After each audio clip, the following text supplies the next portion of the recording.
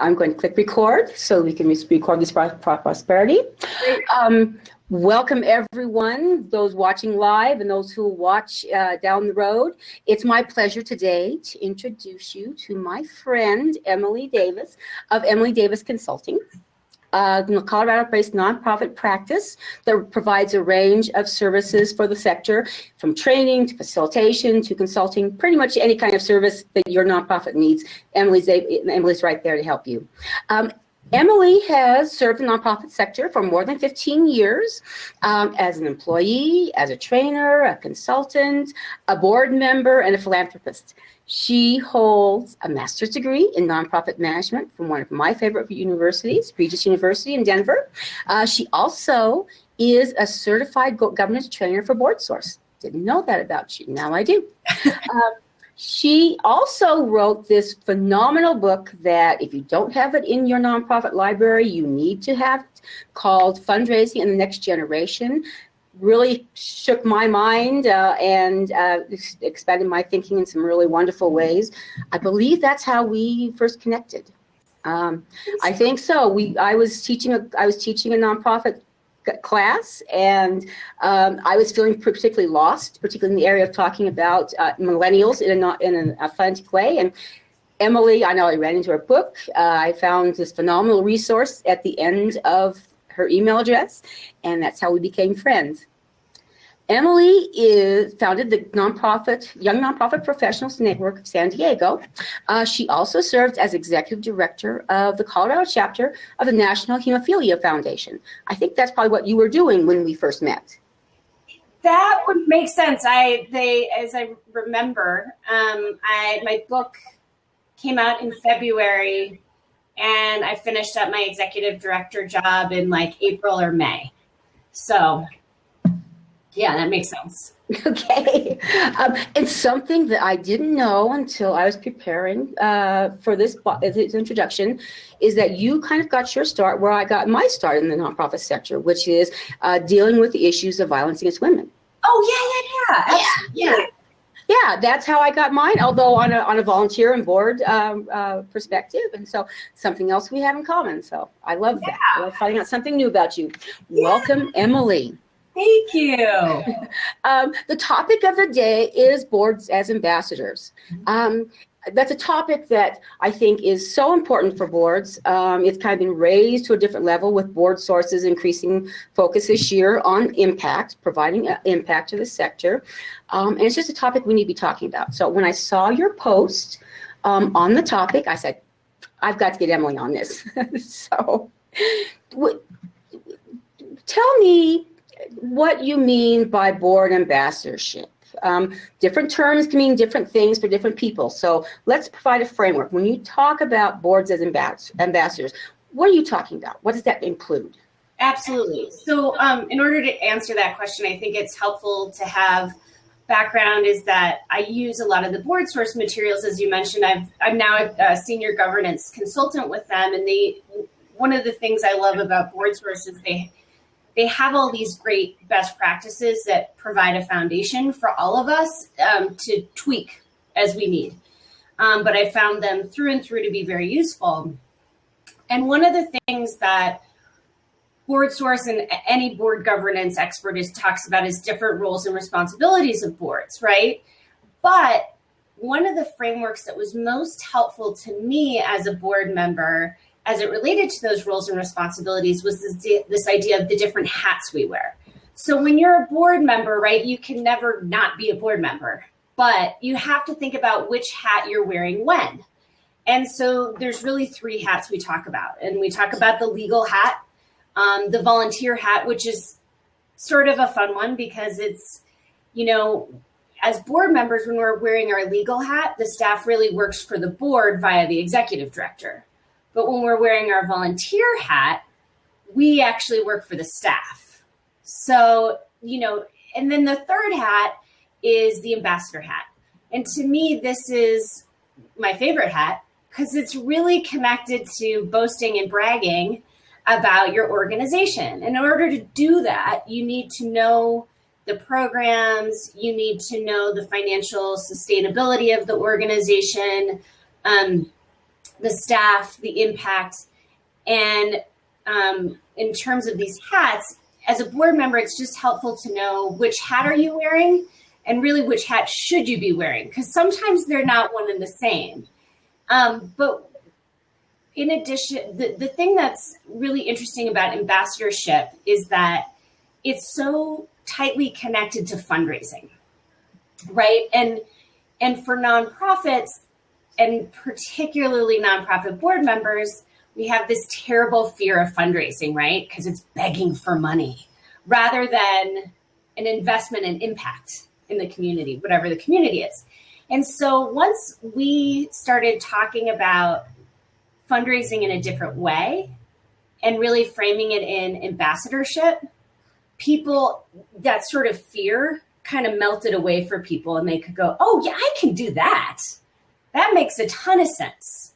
And so that's, for us, that's a little bit how we come to these conversations about ambassadorship, but also what we mean about them. It's really being the chief champion or cheerleader for your organization. And board members are at the helm of that. And so having the tools to feel like board members can be successful ambassadors in the community, connecting community, donors, service recipients to the mission and those who on staff and other board members. So that's a little bit of the background.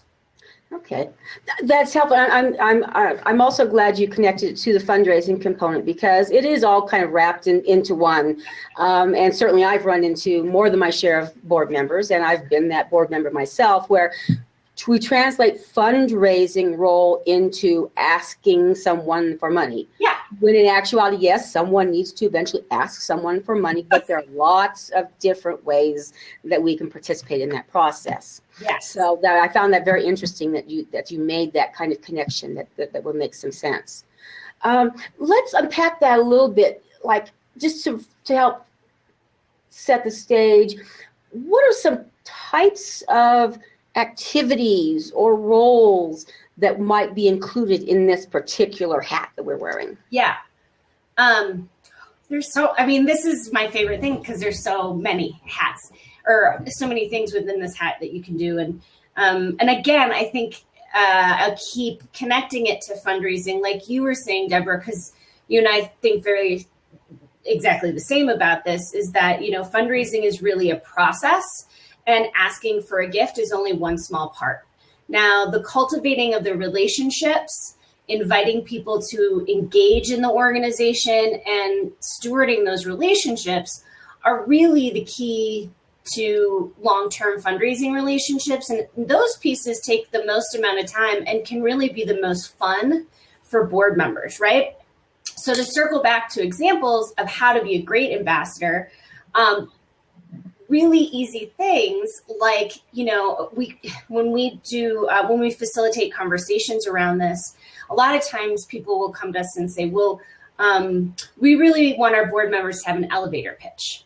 And we find that to be a little bit of a dry, not very inspiring way to become an ambassador. So we walk people through different scenarios and what motivates them to sit on the board, and things like mission moments, just a story that inspires you about your organization. And then we create different scenarios, like you're in the grocery store or you're at a fundraising event for your organization. And how do you talk about what you love and about the organization, and really bring the conversation back to the mission and why you're passionate about it, right?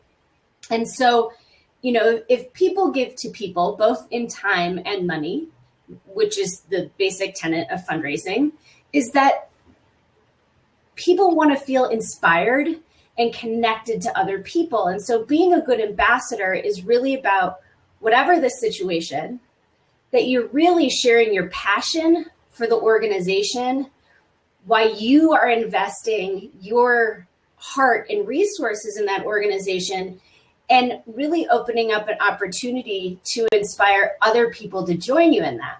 So again, it could be at, if you have kids, like a function at the school. And it's like, well, I just came from a board meeting, and the conversation naturally opens up about, well, what is that? What is the organization you sit on the board for? And talking about, oh yeah, this is what we do. These are our programs. Here's how many staff people we have. This is something that's coming up for us. We're really excited about, right? So it's really just sharing organic information organically and sharing your story as it comes up. And I, just to add this on, is I find that the traditional elevator pitch feels a little bit forced and mechanical. And right, so it's like you're in the grocery store and it's like, and let me give you my elevator pitch now. Like we don't talk like that. We have organic conversations. And so what we like to do with people is provide an opportunity for them to start practicing talking about what they love and what motivates them to be a part of the organization. So all we're really doing is getting people to generate their own stories for themselves and practice it in a safe space. And then when they're just out in the world, say, you're the board chair and your organization is having a fundraising event. That is a great place to stand up and share the story of why you're a part of that organization. Why are you connected to it? And why did you take a larger role? And by this point, you have practiced a little bit and are a little bit more comfortable with it. So the other thing I would say, this is such a long-winded answer, Deborah, sorry. I love this. The other thing that I would say is social media, really powerful place to practice sharing stories. So tweeting about, I'm at this event for this organization, or I'm volunteering with an organization that I serve on the board of, just telling stories about what it means to you online. Things like if your organization has a blog, write a guest blog post as a board member about what inspires you and why other people should be involved. And it doesn't always have to be sort of a sales pitch, but it can't hurt, and you're opening up an invitation for somebody else to have a great experience as well, and for them to become ambassadors in some way too. So there's live opportunities, which usually come up at things like events, and then organically, conversations just happen. There are these ways online to share your stories and experiences. They don't have to be novels. Tweeting is very short. We can do that. But then there's also, as ambassadors, opportunities to connect the organizations with different speaking opportunities. Let's say you work at a company, and you know what? I'll use domestic violence as an example, because a lot of DV organizations now have programming where they will actually get hired by a company to come in and do some education around domestic violence. If you work for a company that could use a service like that, connecting that and promoting that this organization I sit on the board of is fantastic, let's bring them in. So connecting to opportunities of different kinds, it's just one that came to mind. So I would say there's so many. And the other is finally just thanking donors and volunteers and sharing with those people who are giving of their time and money what it means to you and what you see happening in the organization. And that can be a handwritten thank you note. It can be a phone call. Again, there's a variety of ways and some amazing resources out there on different specific strategies. But I just let all of that roll out of my head. So hopefully some of that's helpful and a little more concrete than it sounds in my head. Yeah.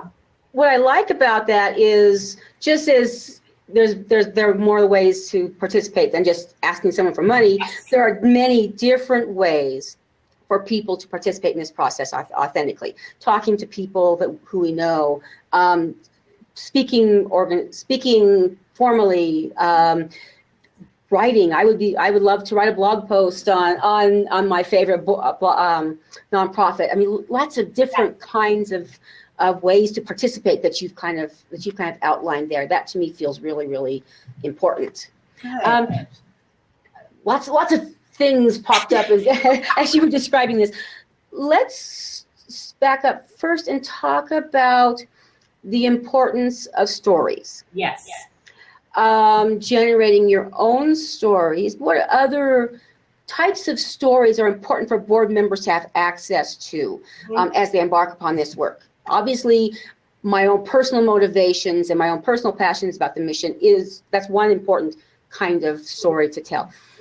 What other types of stories can be shared in these types of settings? Well, I think stories of impact are always going to be the most important. And a lot of times board members, if they're not wearing their volunteer hat a lot, working with staff, they may not hear as many of the direct stories of impact through the work that's done. And so,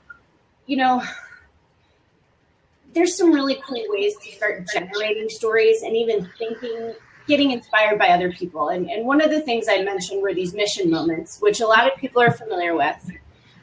What I like to do best when I serve on boards is we use sort of this more democratic process that I was exposed to through Alice Cochran's book, Roberta's Rules of Order, as opposed to Robert's. I'm not a big fan of Robert's. A little archaic to me. And one of the things that she talks about are rotating responsibilities on a board. So, for example, the secretary isn't actually responsible for taking the minutes at every meeting, but he or she is responsible for making sure they are taken and filed and all that good stuff. Okay, so same thing with mission moments is to start off a board meeting with a board member telling a story, anecdote, personal experience that connects back to the mission of the organization. Now, this could be, I had a great meeting with the executive director and we worked through all of this stuff on a project. It could be, this was my volunteer experience working in, the food kitchen. It could be anything, but it connects back to the mission. And so it rotates every meeting who starts that off. And then if other people want to jump in and share their mission moments, they can. Right? So what I have found is that when somebody starts that conversation, everybody else's brain sort of kicks in, right? And like, oh yeah, so this happened to me. And oh, right, I have a story to share. Then to take that to the next step is I love the idea of also rotating different staff members coming to a board meeting and just sharing 10, 15 minutes maybe, and giving an update or telling those great stories about what they do and something that inspires them to stay within the organization. Now, I want to be really clear, I'm not advocating for staff members coming to a board meeting and reporting about every operational activity. That's what a board report is for. You can leave that there. Now, on the flip side, I would say volunteering with the organization beyond your board service in other ways is going to just generate new stories and experiences. The other thing is to have board members host a lunch for the staff. Bring in lunch one day and have lunch with the staff of the organization or the volunteers and just talk to people. And that's when you start to hear folks really tell the stories about what they love or what their experience has been with the organization. And those stories you a lot of times internalize. I mean, when I was at the so let me share this, is when I was at the Hemophilia Foundation. I have no connection to bleeding disorders. I knew nothing about them. I think it's a perfect example of where executive directors don't always have to be subject matter experts in that particular service or field. I learned a ton. It was fascinating. The stories that I heard from people, but I experienced at like our annual fundraising event, walk, still stick with me. Like I still use those examples and they're very meaningful, but until I'm actually interacting, you're not going to get those stories. Right. Right. And it's really a peer-to-peer relationship that you're building with people. So you want to hear. So I essentially what I'm saying is take every opportunity that's possible, knowing that time is always a limitation in everybody's life, and seek out those opportunities to hear stories and then talk about them with your friends. And that to me is practice, right? It's not getting in front of a mirror and practicing a PowerPoint. It's just practicing telling what you heard or what you experienced. That's so important. When we think of practice, sometimes we think of role playing and things. Yes. Other things that board members really hate. But yeah, just simply having the opportunity to hear each other's stories and thinking about ways you can share those stories and your own story in authentic ways is really important. Yeah. We have a comment that I hope you'll find heartening. Bursting Autism says, it's important to connect with others to provide an opportunity for yourself to generate feel-good stories to share, which I think is really, really important. So thank you for that comment. Of course, some mission areas have easier stories to tell than others, and some that have more feel-good stories to tell. I think this dovetails nicely with your discussion about connecting with staff and others. I know that, again, working within domestic violence and sexual assault organizations, sometimes it was a little interesting to figure out how to create meaningful and appropriate stories to share without breaching confidentiality, both within the board and publicly. On the other hand, I worked with on a board of an organization that served a cancer mission. And in addition to the heartbreaking stories, we had lots of great stories of survivorship, which gives you kind of an interesting mix of stories. Yeah. And as Bursting Autism adds, or challenging stories as well. So yeah, there are lots of different kinds of stories to share to illustrate your impact being made.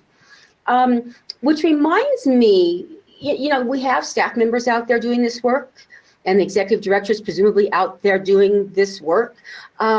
What is, for those board members who say, the financial hat's keeping us up at night, and it's just too much. Can you tell us a bit more about why it's important for board members to be engaging in this type of outreach? Absolutely.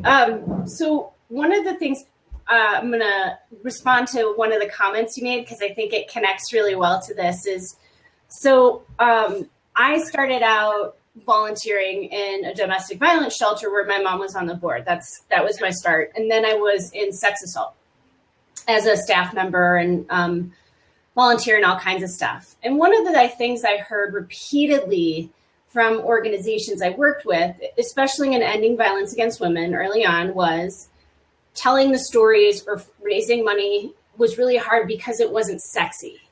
It wasn't, it wasn't the Humane Society, or it wasn't, something with children. But what I found over time is that everybody actually feels that way in some format about their organization. I very rarely hear people go, we have a great cause that people just get behind left and right. That it takes strategy and work, but ultimately it's connecting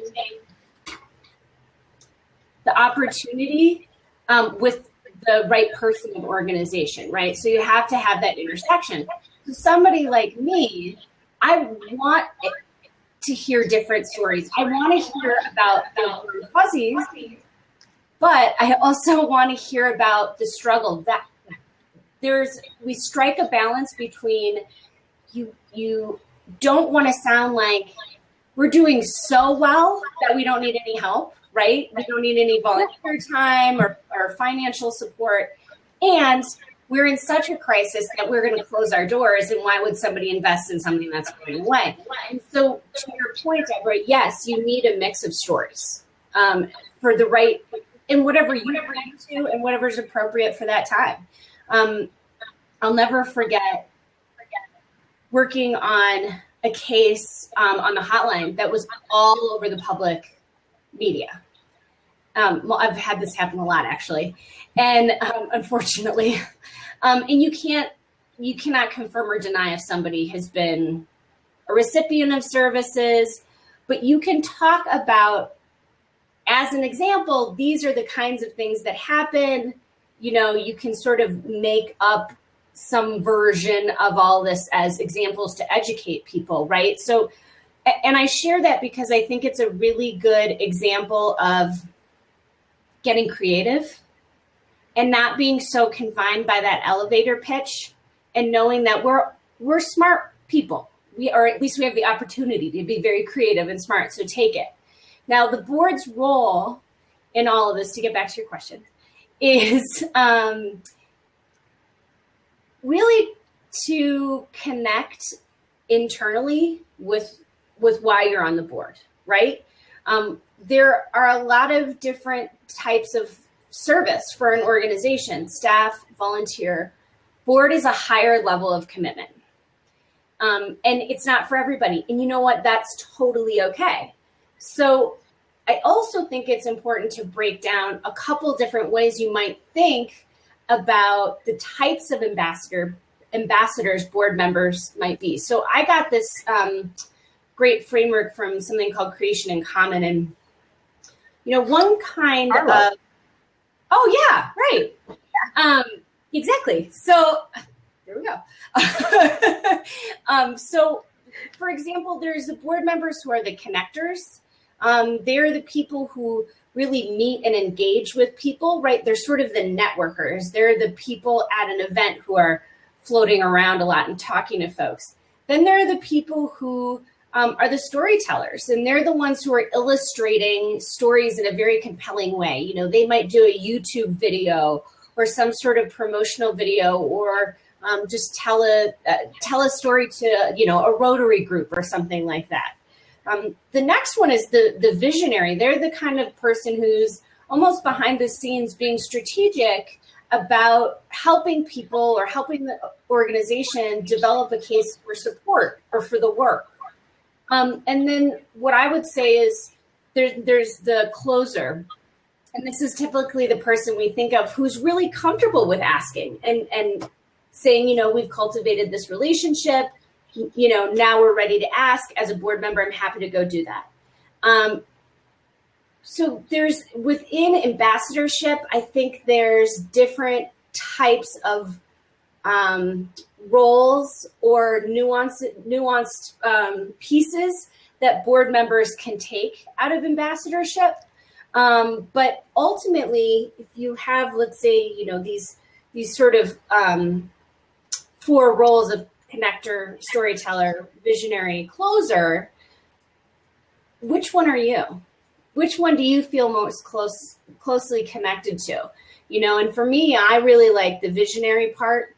I like the visionary part. I like a little bit of all. I mean, I can do the other ones, but these are the pieces I'm most comfortable with.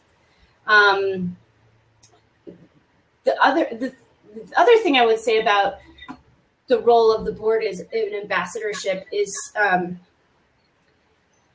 board service is a really unique opportunity to live your leadership.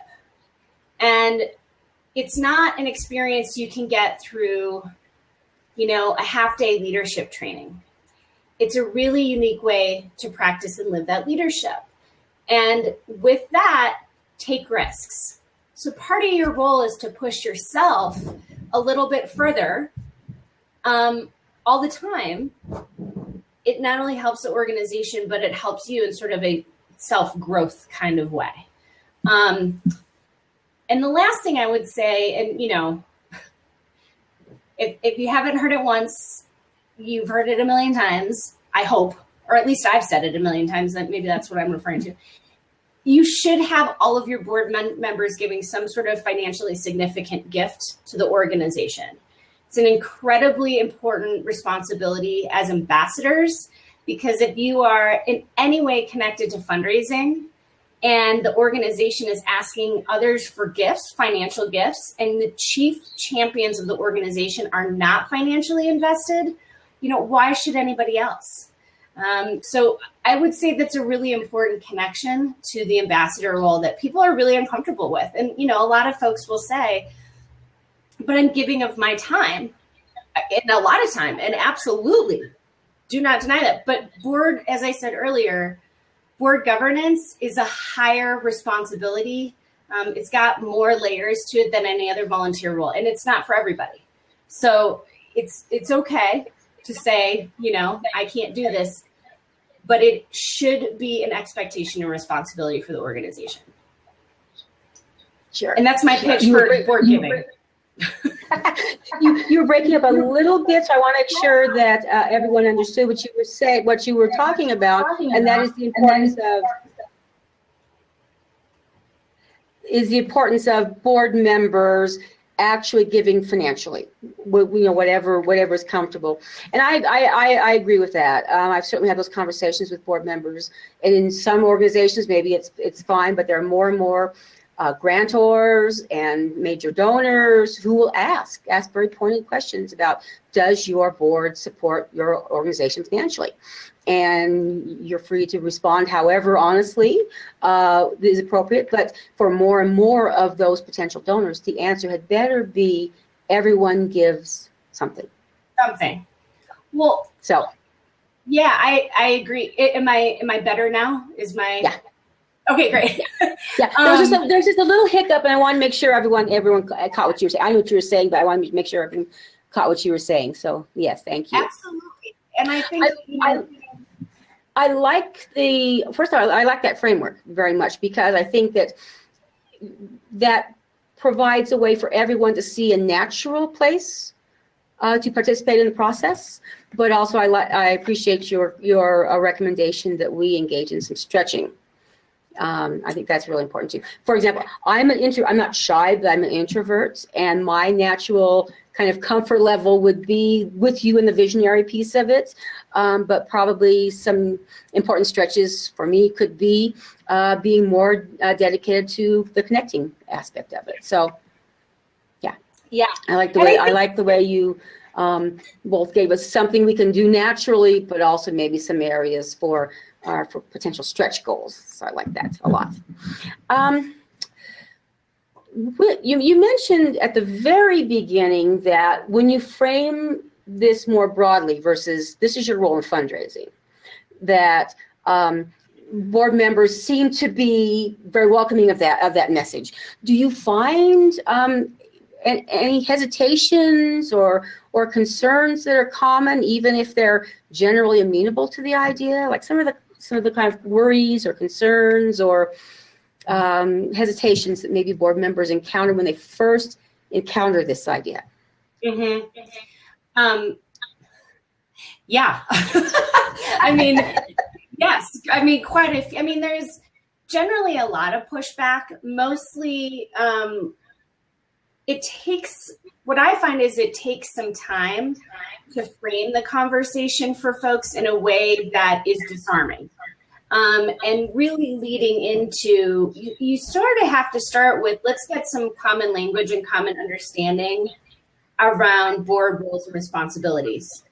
Because if we don't have that as a foundation, it's hard to go anywhere else.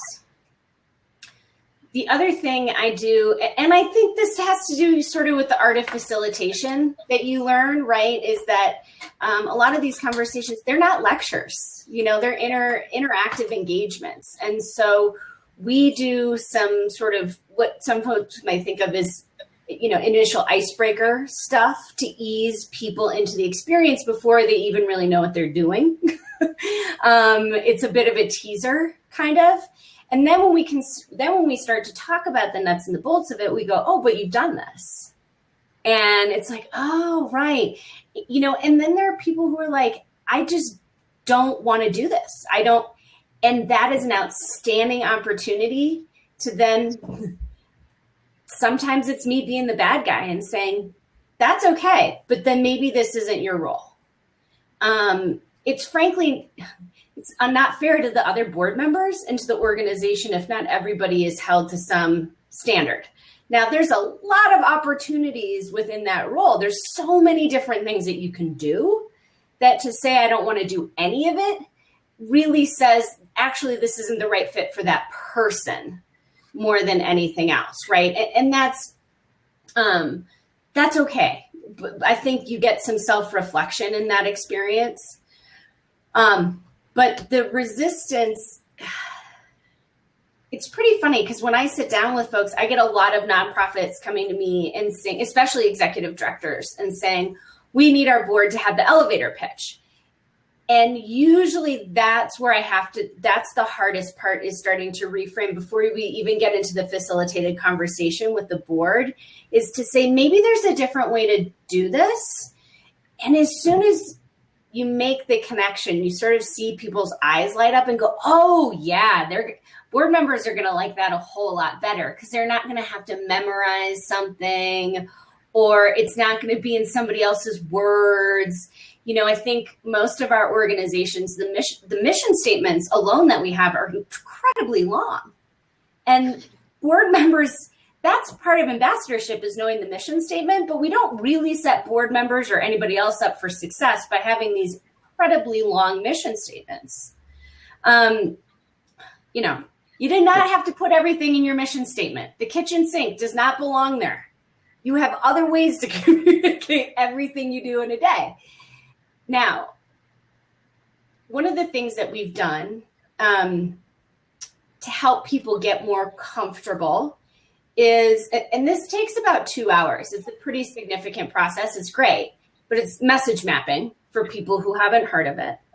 And it's literally a visual map of different activities your organization does and participates in, the sort of program buckets that those activities fit under. So things like advocacy or direct service, those might be quote unquote buckets. And then what is the core message? Meaning, how do each of those things connect back to the heart of what you all do?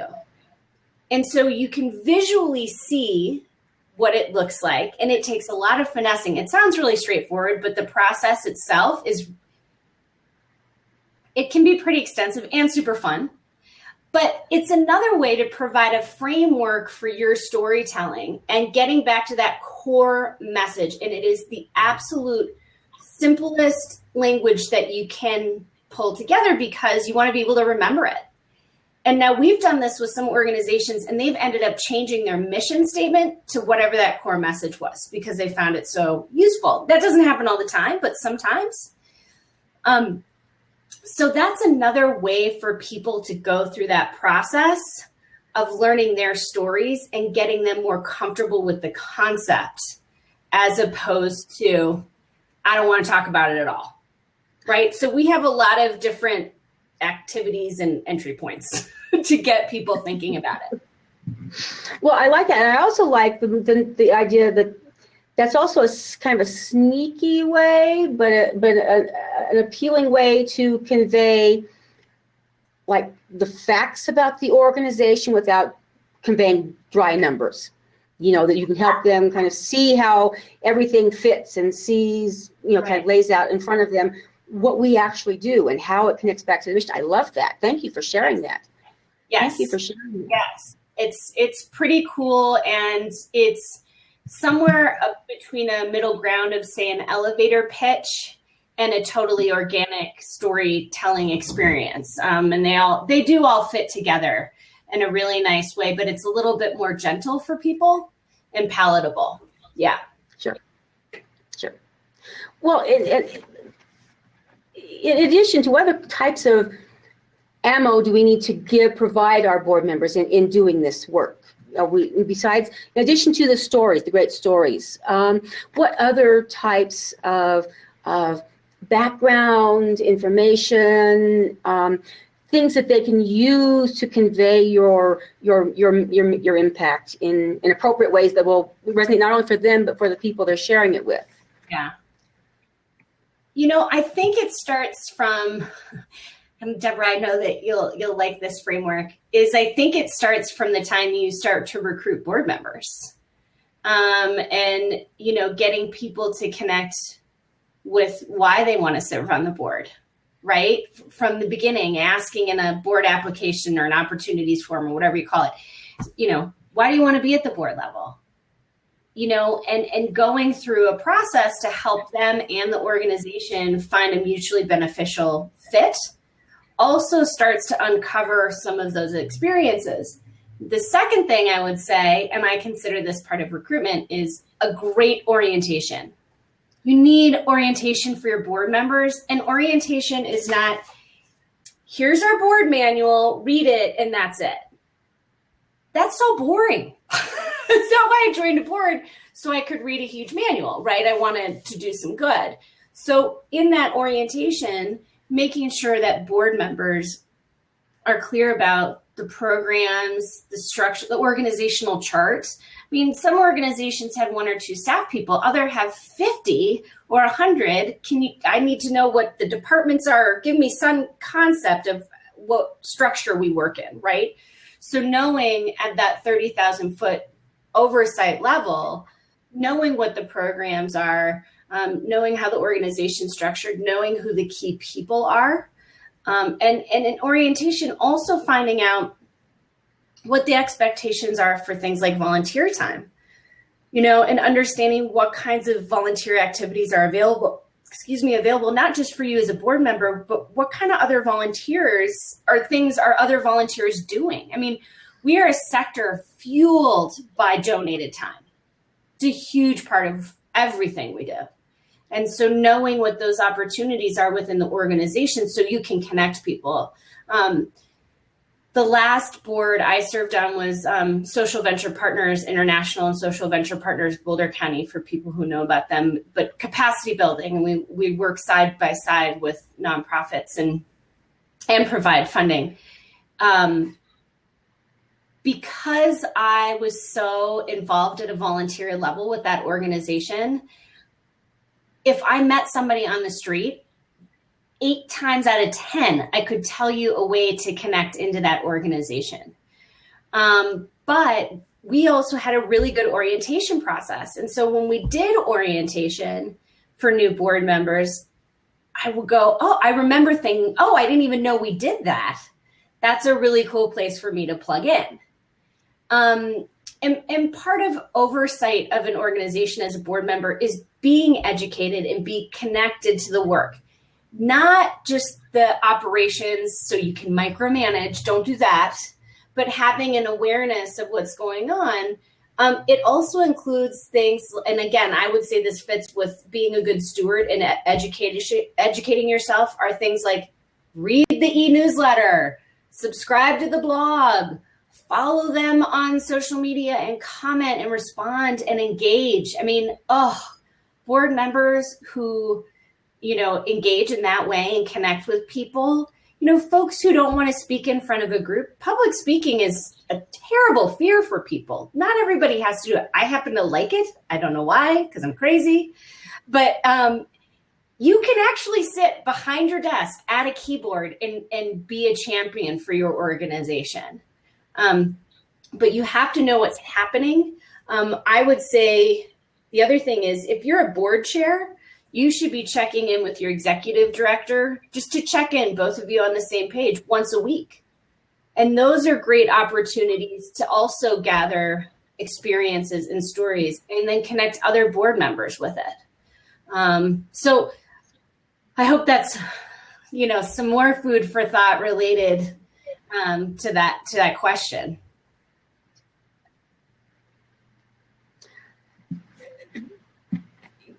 That's so important. That is a next level kind of important part of being a board member. And I still find board members who don't seem to totally get that.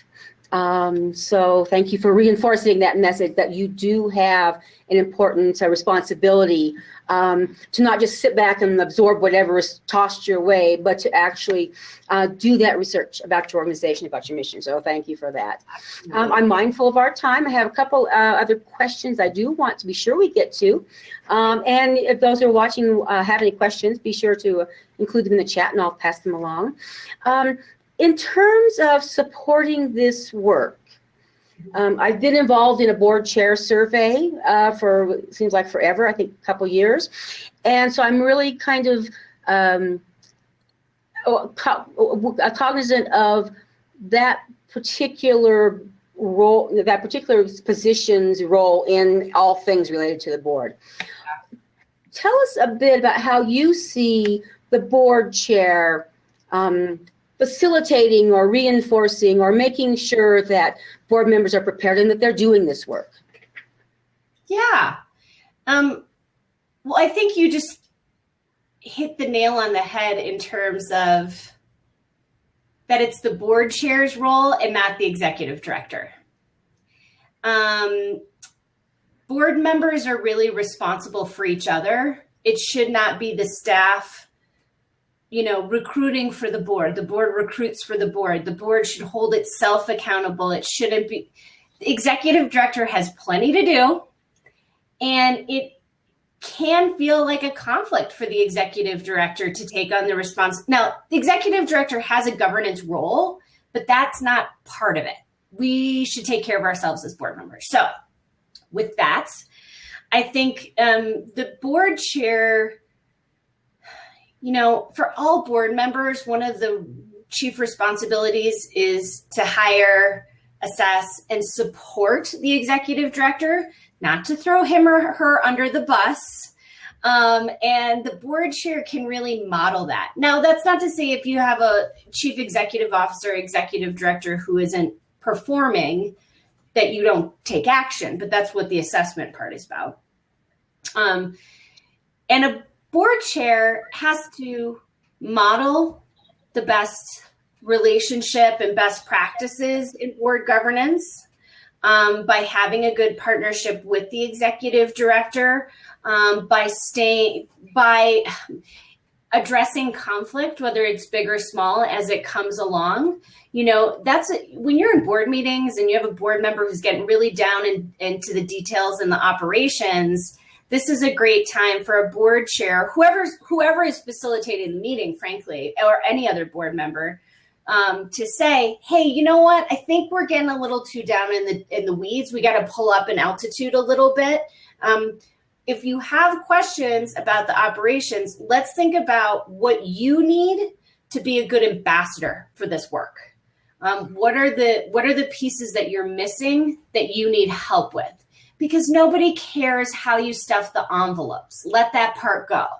The point is that, then the bigger question is, or the question that maybe should be asked in that example is, what do we do to recognize our donors, right? So you can tell the story of this is how we recognize donors, not what kind of envelopes we use to send out thank you letters, right? So you sort of see the difference in terms of what are the strategic questions to ask. And a board chair can really model that. The other thing I would say is I have this metaphor that I use that that board meetings, or really any meetings, but particularly board meetings, are kind of like the theater, in that 90% of the work happens behind the scenes. Much like the theater, you have rehearsals and you have the tech crew, and then you have what happens sort of on stage, which is only about 10% of what you see. And so a board chair connecting one-on-one with individual board members, on a regular basis to say, how are things going? Or, hey, I've noticed that you have, you can only miss 3 meetings a year and you've missed 2. What's going on? Anything I can do to support you? Making sure, and it's interesting because, I used to say that the board chair should be the chair of the governance or board development committee, which makes sense, except that the board chair has so much to do that it's a really good idea to have your vice chair take on that role in partnership on all things related to board governance. So this isn't just a recruitment committee. This is a group that says, hey, we need an in-service, or the executive director has recommended we have an in-service or a retreat that does things like talks about ambassadorship or fundraising or message, whatever it is, that the board chair and the vice chair really champion those efforts to strengthen the board, and therefore part of that being their ambassador role. I hope that's helpful. Yes. I think it's really. I've had so many boards say, "Oh, but we have real work to do. We don't have time for this fluff." And I think one of the most important things that the board chair can do is reinforce that, this is our work and this is part of our process. And whether it's more focused attention in a retreat or whether it's clearing our meeting agendas for this important work, that's, in terms of modeling and setting the agenda literally and otherwise. I think that's just so critically important for a board chair to do. Yes. And I'm not sure everyone always understands that. So thank you for sharing that. Yeah. The CEO's role in supporting you make a very good point about, it's the CEO is not our babysitter, does not run the board, does not, hold our feet to the fire, but that person can play an important role in supporting this work. Let's talk a little bit more about what that looks like and how a nonprofit CEO really can provide kind of meaningful support to make sure that our board members are as successful as possible. Absolutely. I think the first is to really keep them informed. Having board meetings where either in a board report, however you run your meetings, that's a different conversation. However you run your meetings, making sure that board members know what's happening within the organization at a high level. There's this sort of concept where you can have sort of a governance as observation model where people show up to board meetings and no one really does anything, the CEO or the board, which pretty much tells me you got some big issues going on. You have another example where the CEO is completely running the show and the board is just going along with it, which is rubber stamping, and that's not effective. But the other extreme of that is that where the board is micromanaging the CEO. And in that case, you get a lot of experiences where the CEO they're reporting out, but those reports and that information and the advice that he or she needs or is giving is just ignored. And so one of the important things that board members can do, and particularly through that board chair role with the CEO, is to work towards being in partnership about overseeing the organization and knowing what questions to ask and what questions need answers as the executive director. So for example, we think about in this concept of governance as leadership is really making sure when you as an executive director sharing what's going on in the organization, answering 3 questions. What are we doing? How are we doing it? And why are we doing that? And that helps board members in their role is to have those 3 questions answered. The other thing that the CEO and the board, but a lot of the CEO, I think every budget should have a line item for some sort of professional development or retreat facilitation for board members, because I think for conversations like this, because I think you want to invest in your board as much as they invest in you. And, and let's be honest, to get really good work, it's not going to be $500 for a whole day. It takes a lot of prep work to on the facilitator side, for example, to do this work. So being really thoughtful about what's going to be in best service to the board and what are the financial resources we need to make that happen. Because you invest in them, the idea is that they go out into the community and connect to more resources, which create greater sustainability. I think having the hard conversations with board members, being honest about if there's challenges with the staff and seeking the board's advice on personnel issues if they come up, fundraising issues, the CEO's responsibility is really to bring policy questions, or one of his or her responsibilities is to bring policy questions to the board. And that includes things like fundraising policies, gift acceptance policies, conflict of interest, all of those things. So bringing those policy questions to the board that affect their roles as ambassadors and fundraisers for them to attend to and talk about. So yeah, it's a lot of answering questions, bringing up key questions, connecting board members to information, not hiding anything. Don't hide any secrets. This is not the place to do that. I think, the CEO just permeates everything in terms of the operations, but those are some of the higher level things I can think of, sort of broader ways that the board or the CEO plays a connected role to the board. Thank you. We're coming up towards the top of the hour, so I have one last question before we give you a chance to share your contact information. Aside from making a beeline to the computer or the phone and calling you to help them out, what if you have a board who's just that's just not quite there yet, but maybe you feel like the time is right? What one or two steps might you recommend to kind of help the board start taking those first steps? So fun. I would really start with rotating mission moments at each board meeting. It's so simple. And it's interesting when we ask folks at trainings or facilitations to tell us what a takeaway or commitment might be. They're almost in every one, there's almost somebody who says, I'm going to start mission moments at my board meetings. Mm-hmm. We know that that's a really easily accessible one.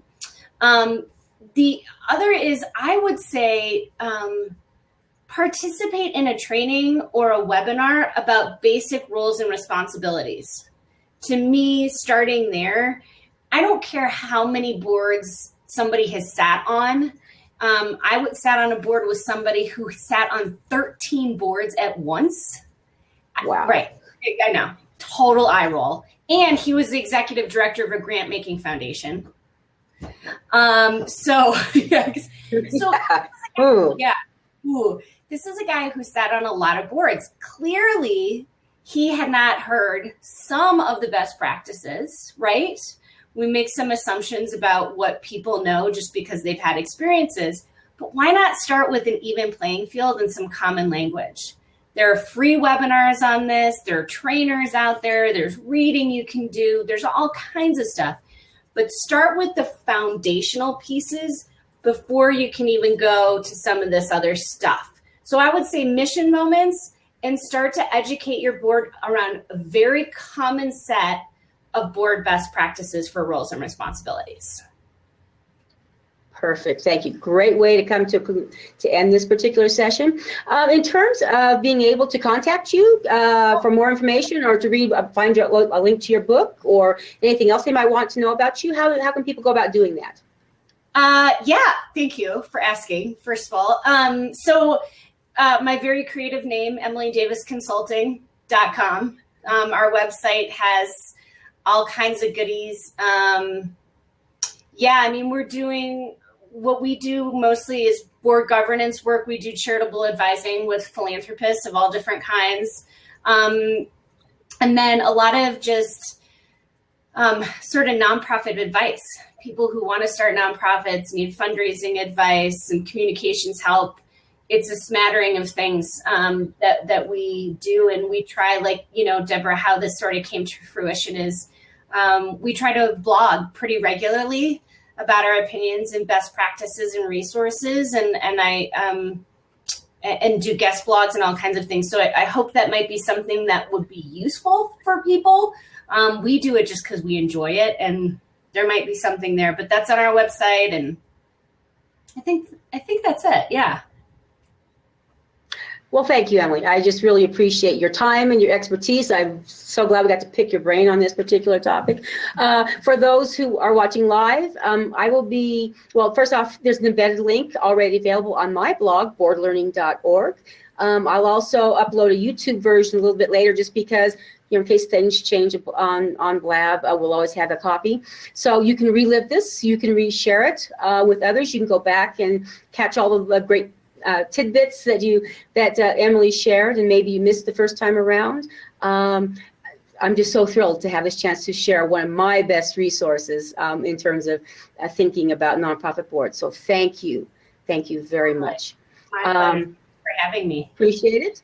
Until next time, everyone, I'll see who I'll round up for the next round. And Emily, I think, can probably count on being asked again to do this, and hopefully she'll say yes. Thank you all. Bye-bye. Bye, Emily. Bye, everybody.